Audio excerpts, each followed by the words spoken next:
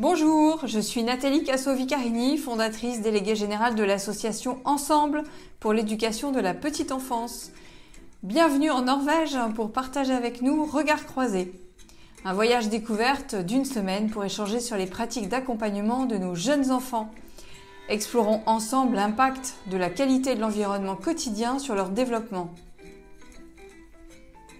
En direct de Bergen, nous avons passé la matinée à l'université à explorer ces 1000 premiers jours, dont la grande partie se déroule à la maison pendant ce congé parental partagé entre la maman et le papa.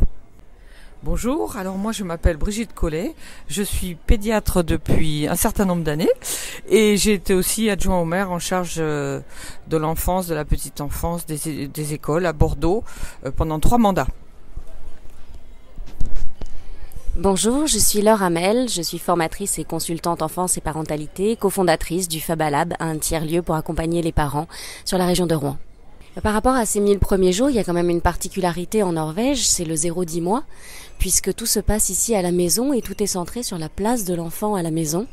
Je ne sais pas ce que tu en penses, Brigitte, sur ces 10 premiers mois qui n'ont pas lieu dans un mode d'accueil. Effectivement, ce qui est très particulier en Norvège, c'est qu'on peut être très admiratif du modèle social que représente le congé parental jusqu'à 10 mois, très bien financé avec un salaire parental partagé entre le père et la mère. Donc ça, c'est très intéressant et je pense qu'il y a beaucoup de mères en France qui aimeraient pouvoir en profiter. Mais ça me pose une question tout de même, moi.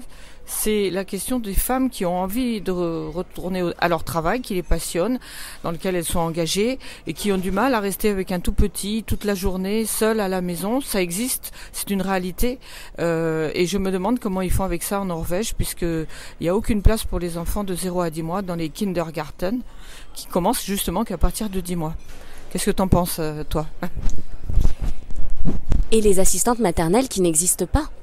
Ça pose en effet la question du relais et du répit, et puis je trouve beaucoup la question du choix finalement de la femme, puisqu'ici comme c'est centré sur le bien-être de l'enfant et ce qu'on juge le meilleur pour son développement, tout est orienté vers sa place à la maison, auprès de ses parents, pour la construction de ce lien, de cet attachement, pour répondre à ses besoins, mais ça du coup met en parallèle et à côté les besoins de la femme et son choix à elle en fait, de vouloir rester auprès de son enfant ou d'avoir envie de retravailler, qu'est-ce qu'elle a envie de faire elle.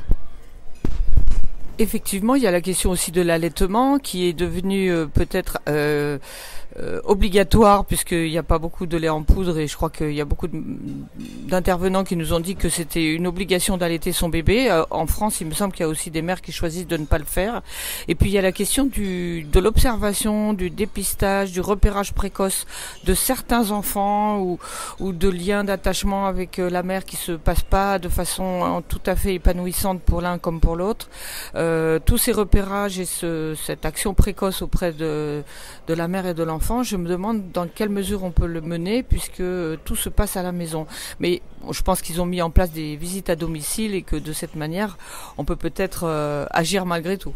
Et ces visites justement à domicile, elles témoignent de la place qu'on accorde à l'enfant sur ces 0-10 mois, puisque les professionnels qui accompagnent les parents en postpartum vont à la maison, dans l'intimité de l'enfant, auprès des parents, les accompagner, parce qu'il y a ce lien de confiance, parce qu'il y a cette sincérité dans la manière de se dire les choses, de comment ça se passe à la maison, une ouverture qu'on retrouve à tous les niveaux, parce qu'il y a aussi la possibilité de sortir de chez soi pour les parents, pour les mères d'un côté, les pères de l'autre, d'avoir des groupes spécifiques où ils peuvent se retrouver entre parents. Et puis il y a même cette ouverture qu'on retrouve chez les professionnels. Tout est ouvert dans le partage tant que c'est dans l'intérêt de l'enfant. Ici on voit bien que on sait se dire les choses, se questionner ensemble, s'interroger et partager les bonnes pratiques, quels que soient les champs d'activité de chacun, de la théorie à la pratique, de la recherche au terrain. Le but c'est de partager un maximum ce qu'on sait, la connaissance dans l'intérêt de l'enfant. Oui, c'est très important de partager cette expérience de l'accouchement, du postpartum, et je pense que l'intérêt d'un groupe de femmes, un groupe de partage de femmes et d'un groupe de partage d'hommes d'un autre côté, qui peuvent parler de la réalité de ce qu'ils vivent, est vraiment très riche, quitte à mettre en commun après. Mais je trouve que ces groupes de parole, c'est vraiment une initiative très intéressante qu'on pourrait développer en France avec les 1000 jours. J'espère qu'on le fera. D'où justement l'importance de multiplier ces maisons des 1000 jours qui peuvent accueillir ces groupes de pères aidances. Et la première maison pilote qui a ouvert à Arras, et puis on espère très prochainement celle qui va ouvrir en Normandie à Rouen. À demain pour un nouvel épisode de Regards croisés.